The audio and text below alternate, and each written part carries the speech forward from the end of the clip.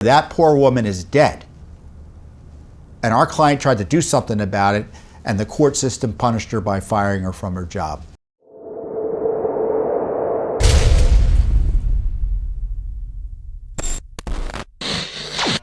One of the other big issues that's really causing a crisis here in the United States are the crime rates.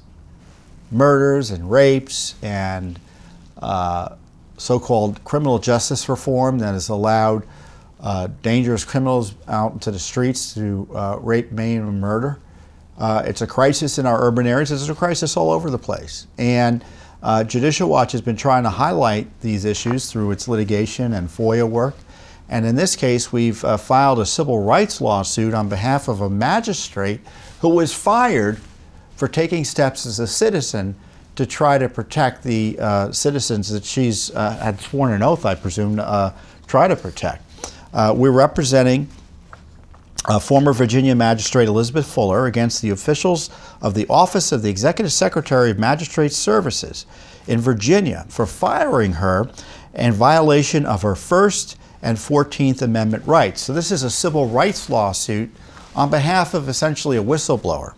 On October 19, 2021, Fuller was fired from her job as a magistrate after commenting to the Alexandria Times as part of a discussion about the publicly available outcome of her own personal 2020 complaint against a bondsman named Nigwin. A man named Ibrahim Elkai Bouachi was arrested and indicted by a grand jury in January of 2020 for a burglary with intent to commit murder, abduction, sodomy, strangulation, and rape of a poor woman named Karl R. Elizabeth Dominguez Gonzalez. And notwithstanding the seriousness of those charges, the Alexandria Circuit Court, Alexandria being a locality here just outside of Washington, D.C. in Virginia, released this predator on a $25,000 bond in April 2020.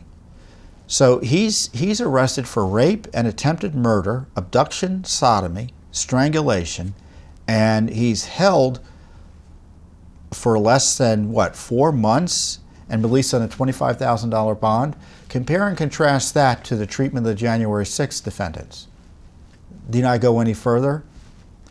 Less than 4 months after his release, on January 29th, he reportedly drove to Ms. Dominguez's residence, his victim, and shot and killed her outside her apartment complex.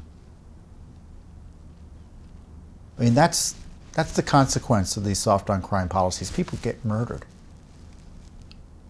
who otherwise wouldn't have been murdered but for specific policy choices by our courts and the politicians who write the laws.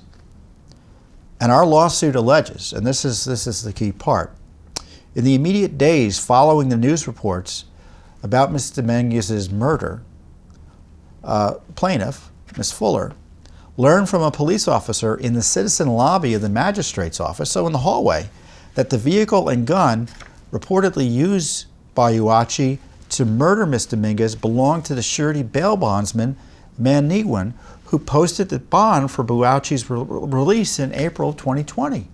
So the bail bondsman's gun was used and his car was used. On information and belief, the bondsman and the officer struck casual conversation while they were waiting in the lobby when the bondsman said it was his gun and his car that Bouachi used to murder the poor woman. We didn't say that in the release, but in the lawsuit, that's how I'm characterizing it. And the bondsman said he had actually let Bouachi stay at his house while he was away on vacation. So the officer subsequently relayed the information to Ms. Fuller, our client, as part of a casual conversation, basically water cooler a conversation among friendly colleagues. Outside, it wasn't as part of any hearing or any proceeding. It was folks in the hall talking. So, because she's a Judicial Watch client, we tend to take on clients who can't help but do the right thing. On August 6, 2020, in her personal capacity, she filed a complaint with the Commonwealth of Virginia their Department of Criminal Justice Services division, alleging that the bondsman violated rules and regulations of his licensure as a surety bail bondsman. And on September 1st, 2020, he lost his license. It was suspended and revoked. And so Fuller thought, hey, it's over.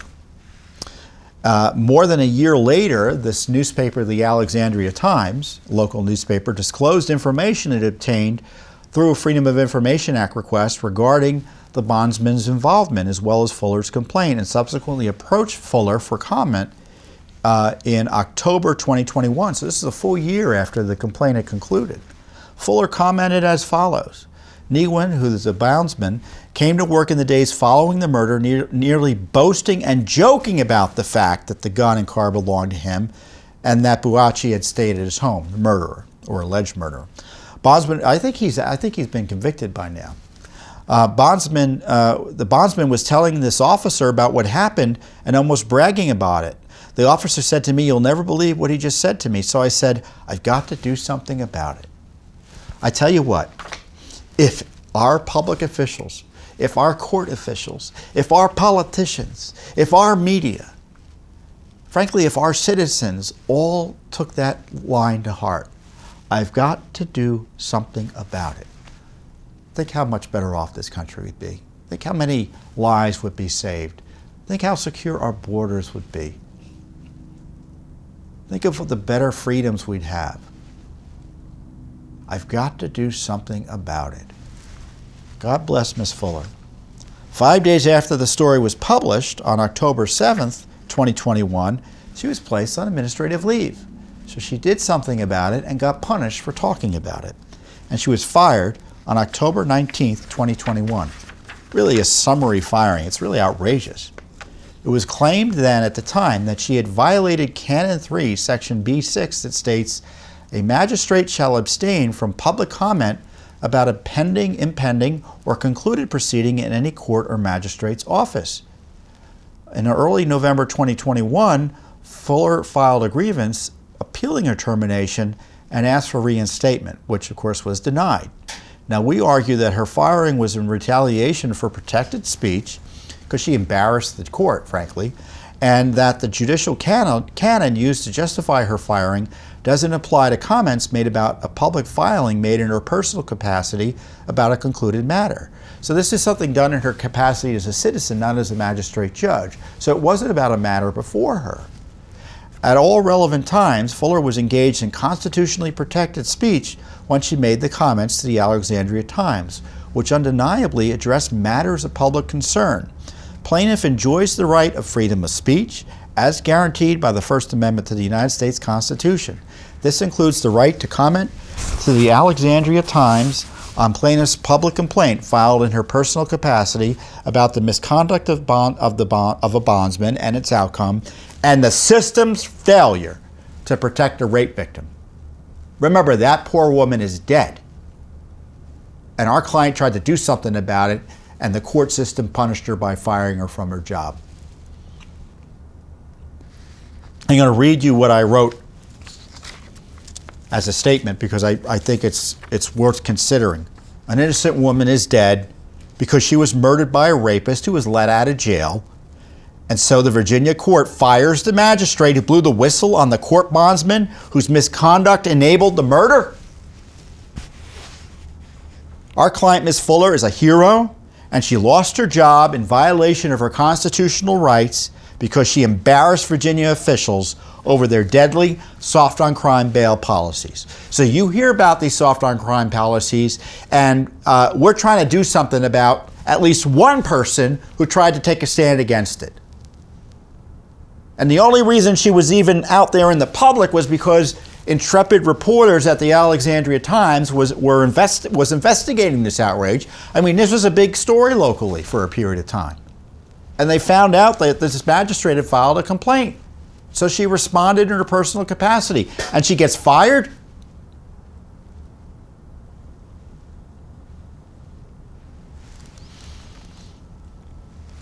So she needs to get her job back in the least. And lots of other things as far as I'm concerned.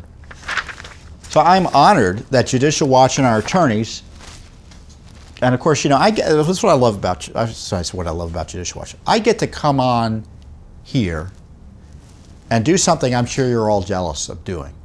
Getting to talk about the work that other great patriots at Judicial Watch do.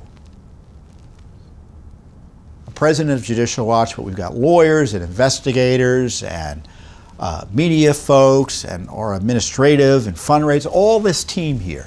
And they do all this work that results in disclosures about COVID and Fauci and China, about Clinton, Obama, and Biden, and wonderful, wonderful lawsuits for citizen heroes like our client, Magistrate Fuller, or former Magistrate Fuller, who blew the whistle on misconduct by court officials in the case of the bondsman, who was responsible in part for murder.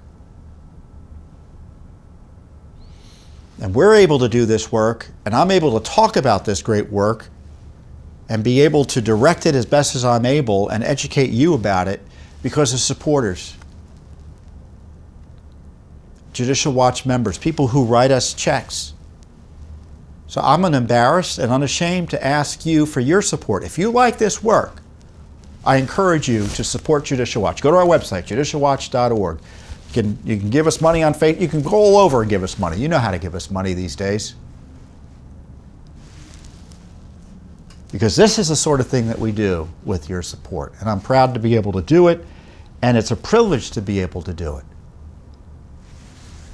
It's like I'm not just the president of Judicial Watch, I'm a citizen, and I, as a citizen, am so excited about our work, and I'm sure you are too.